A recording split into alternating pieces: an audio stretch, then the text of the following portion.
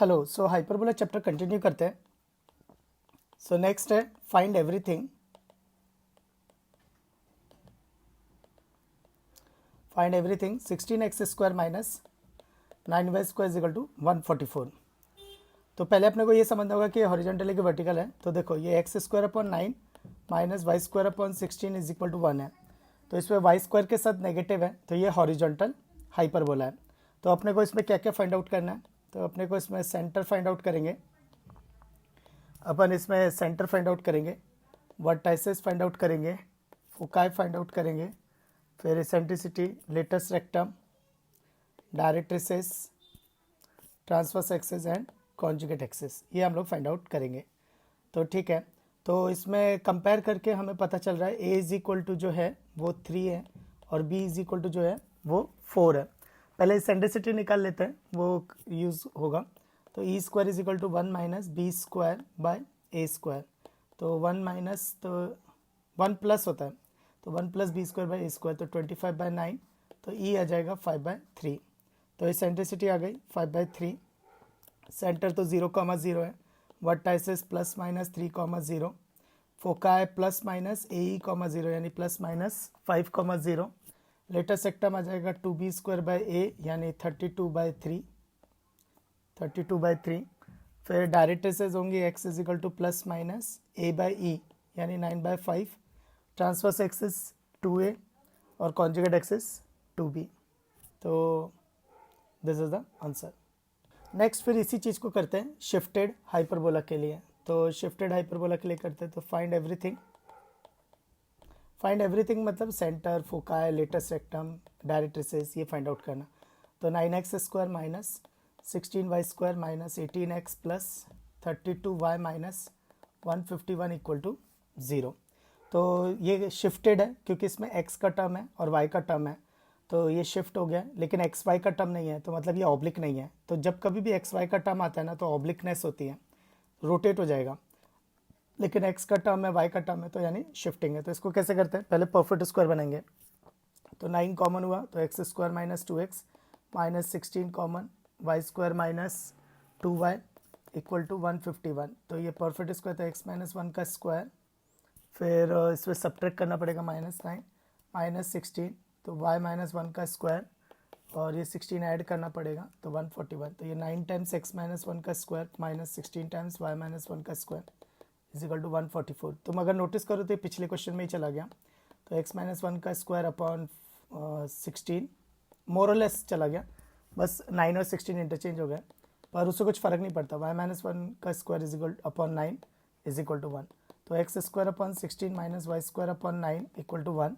तो x is equal to x minus 1, y is equal to y minus 1, x is equal to x minus 1 and y equal to y minus 1।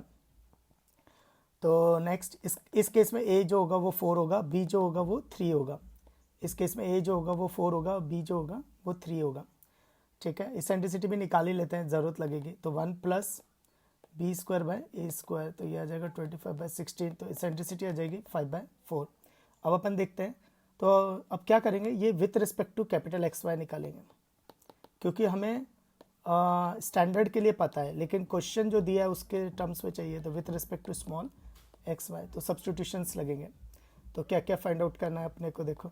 तो centre find out करेंगे, foci find out करेंगे, vertices find out करेंगे, latus rectum, eccentricity, transverse axis, conjugate axis and directrices, ये हम लोगों को find out करना है। तो देखो ना, तो सेंटर हो जाएगा 0,0, लेकिन ये कौन हुआ, कैपिटल एक्स 0 और कैपिटल वाई इक्वल टू 0, पर हमें स्मॉल एक्स वाई चाहिए। तो कैपिटल एक्स और कैपिटल वाई का रिलेशन लिखना पड़ेगा, x माइनस 1 और y माइनस 1। तो ये हो जाएगा small x minus 1 equal to 0, y minus 1 equal to 0। तो x is equal to 1, y is equal to 1, तो ये 1,1 आ जाए। तो बस इसी तरह से पूरा करना है। अब ये फोकाई का देखेंगे, तो ये फोकाई आएगा प्लस माइनस ए ई 0, तो प्लस 4 माइनस 4,0, यानी capital x is equal to plus minus 4 और कैपिटल वाई इक्वल टू 0। तो substitution x minus 1 equal to plus minus 4 और y माइनस 1 इक्वल टू 0। तो वर्टाइसेस निकालेंगे, तो वो आ जाएगा 5,1 एंड -3,1। 5,1 एंड -3,1 सेम ऐसे ही। फिर वर्टाइसेस, अच्छा ये वर्टाइसेस है, फोकाई नहीं है, ये वर्टाइसेस है, फोकाई का नेक्स्ट देखते हैं। तो ये वर्टाइसेस है +-4,0, तो वो आया 5,1 एंड -3,1, ठीक है।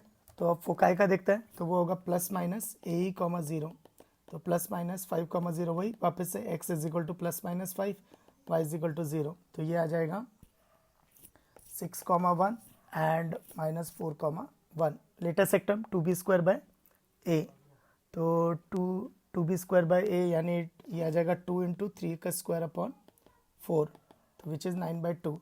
तो लेटेस्ट सेक्टम लेंथ पैरामीटर है, तो उसका शिफ्टिंग पे डिपेंड नहीं करता। एसेंट्रिसिटी अपना 5/4, वो भी शिफ्टिंग पे डिपेंड नहीं करता।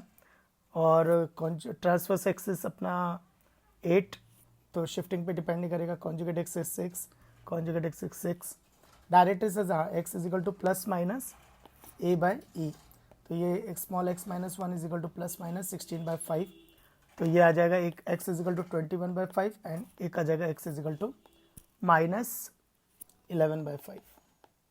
तो these are the foci, vertices, directrices, eccentricity for the shifted hyperbola. ये करना आना चाहिए, इंपॉर्टेंट है।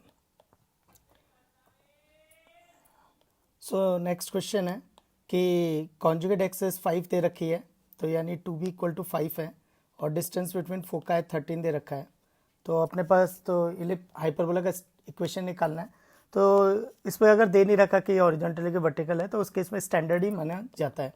तो x² / a² - y² / b² = 1 ही कंसिडर करेंगे, तो स्टैंडर्ड वाला ही कंसिडर करेंगे। तो बस मुझे क्या चाहिए, तो x² / a² - y² / b² तो आ जाएगा 25/4 = 1, लेकिन a चाहिए, तो उसके लिए एसेंट्रिसिटी का फॉर्मूला यूज़ करेंगे। तो e² = तो a² = a² + b², तो ये हो जाएगा a² हो जाएगा 169/4, a² + b² हो जाएगा 25/4। तो a² की वैल्यू निकालेंगे तो 144/4 विच इज़, तो a आ जाएगा 12/2, तो 30 a² जो होगा 36 आएगा, तो मतलब a 6 आ जाएगा, तो ये आ जाएगा 36। तो यहाँ पर एक इक्वेशन आ जाएगी। नेक्स्ट क्वेश्चन है, तो इस क्वेश्चन में क्या किया है, लेटेस्ट सेक्टम 8 दी है, तो LR 8 दिया है जो कि 2b²/a। इस केस में भी स्टैंडर्ड इक्वेशन ही मानेंगे जो हॉरिजॉन्टल हाइपरबोला होता है। तो 2b²/a इज़ 8, और एसेंट्रिसिटी दे रखे 3/√5, तो e² = 1 + b²/a²। तो यहाँ से हम देखेंगे तो b² आ जाता है 4a, तो ये 9/5 = 1 + 4a/a², तो a कैंसिल हो जाएगा, तो ये 9/5 - 1 = 1/a, तो ये हो जाएगा 4/5, 4/a था वो, 4/5 = 4/a, तो a = 5, तो a आ गया 5, तो a अगर 5 आ गया तो b² 20 आ जाएगा। तो इक्वेशन हो गई x² / a² - y² / b² = 1, तो b² तो 20 है और a² 25 हो जाएगा। So this is the answer. So next topic है rectangular hyperbola. Rectangular hyperbola also known as equilateral hyperbola. Equilateral ये क्या होता है, transverse axis is equal to conjugate axis. जब transverse axis is equal to conjugate axis होती है, मतलब 2a = 2b, मतलब a = b, तो इससे एसेंट्रिसिटी भी आ जाएगी 1 + b²/a², तो b = a हो जाएगा, तो ये 2 हो जाएगा, तो एसेंट्रिसिटी आएगा √2। एसेंट्रिसिटी इज ऑलवेज पॉजिटिव क्योंकि वो डिस्टेंस का रेशियो रहता है, तो इसलिए +-√2 निकलेगा, पर -√2 रिजेक्ट हो जाएगा, तो सिर्फ +√2 ही रह जाएगा। तो इससे एक और चीज़ पता चलती है, रेक्टेंगुलर हाइपरबोला कौन होगा, एसेंट्रिसिटी √2 होती है, एसेंट्रिसिटी √2 है तो वो रेक्टेंगुलर हाइपरबोला भी होगा। Converse is also true. और एक और चीज़ नोटिस करना, अगर लेटेस्ट सेक्टम निकालोगे 2b²/a बट b = a, तो ये भी 2a आ जाएगा। तो रेक्टेंगुलर हाइपरबोला में transverse axis is equal to conjugate axis is equal to latus rectum होता है। सो ये नेक्स्ट क्वेश्चन है, तो बहुत अच्छा क्वेश्चन है ये प्रीवियस ईयर जेईई एडवांस में आया भी है। तो क्वेश्चन ये क्या कहता है कि दो फिक्स सर्कल्स हैं, तो फिक्स सर्कल का मतलब क्या होता है? फिक्स सर्कल का मतलब होता है उसका सेंटर फिक्स है और उनकी रेडियस फिक्स है। तो जैसे इसकी R1 रेडियस हो जाएगी, इसकी R2 रेडियस हो जाएगी। फिर क्या हो रहा है, एक वेरिएबल सर्कल है जो इनको एक्सटर्नली टच करेगा, जो वेरिएबल सर्कल है जो इनको एक्सटर्नली टच करेगा, तो उसके सेंटर का लोकस क्या होगा, उसके सेंटर का लोकस क्या होगा? तो देखो, तो हमने देखा, तो ये अगर एक्सटर्नली टच कर रहा है तो C1 जो होगा वो होगा R+R1 वेरिएबल सर्कल का, तो और C2 जो होगा वो R+R2 होगा। तो C1 minus C2 is equal to R1 minus R2। तो अगर तुम नोटिस करोगे तो देखो, तो वेरिएबल पॉइंट इस तरह से वेरी कर रहा है कि दो फिक्स पॉइंट से उसका डिस्टेंस का डिफरेंस कांस्टेंट है। एंड इतना ही नहीं, वो जो कांस्टेंट है, वो कांस्टेंट जो है वो less than distance between two fix points है, less than distance between two fix points है। तो मैं इससे बोल सकता हूँ कि सी पॉइंट इस तरह से वेरी कर रहा है कि दो फिक्स पॉइंट से उसके डिस्टेंस का डिफरेंस कांस्टेंट है and it is less than the third side. तो the locus of C will be hyperbola, C is hyperbola. So locus of C क्या हो जाएगा? हाइपरबोला। और इतना ही नहीं, इससे अपने को और कुछ चीज़ें भी पता चलेंगी। तो C1 क्या होगा?